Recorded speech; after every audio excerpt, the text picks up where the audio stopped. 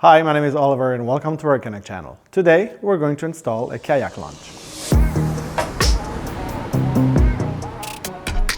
Our Kayak Launch integrates perfectly with our G2 line and it's offered in both color gray or beige. Like most of our product, this is a modular one, so it has a couple of nice benefits. And the first one is being in a box, so it keeps the Kayak Launch clean.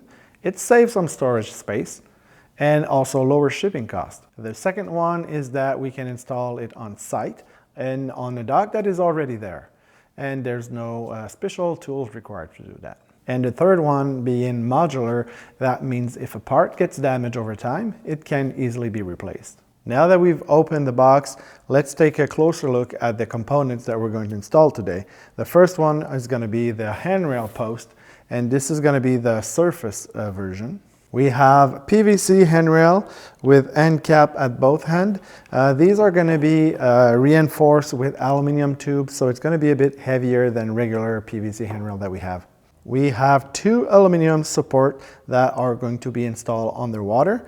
There's an HDPE plate here. It's going to be where the kayak is going to sit as we embark. We also have 4 connecting pins with stainless steel rod here. Those are going to replace regular G2 pin on the dock, and this stainless steel rod will allow us to fix the support here. So now we need to figure out how many spaces it's going to take on the dock and what type of cubes that we're going to need. You will need a width of 3 cubes, and the length will depend on your watercraft. In this example, we are using a 10-foot kayak, and 6 cubes would have been sufficient for this Kayak Launch. You will also need edge cubes for the interior. This will create a smooth surface that will not damage the watercraft, and the remaining distance between the edge cubes is going to be 38 inches. So now that we've determined the required space and the components, here how to install it.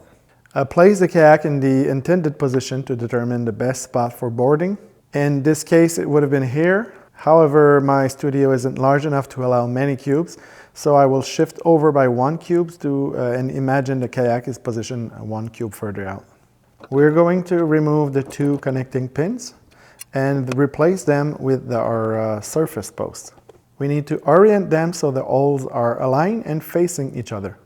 Now we're going to install the PVC handrails. We start by removing one of the end cap, and we can insert the tube in the holes. Be careful, as the aluminum tube inside is no longer secured on that side once the end cap is removed. Once the tube is inserted, replace the end cap and make sure that both push buttons are fully locked in place. Then we repeat the same process for the second PVC handrail. Now it's time to get into the water and install the supports. But to be able to show you these steps, I've elevated the cubes so we can see how to install those supports. First, we need to replace the 4 connecting pins with the ones provided with the threaded rods, and we install them on each side of the surface post.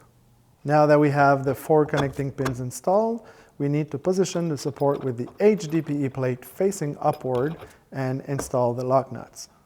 And remember, if you are installing this Kayak Launch into a saltwater environment, we need to replace those brass lock nut with stainless steel ones. Now, using a ratchet, we're going to adjust this lock nut to the desired height.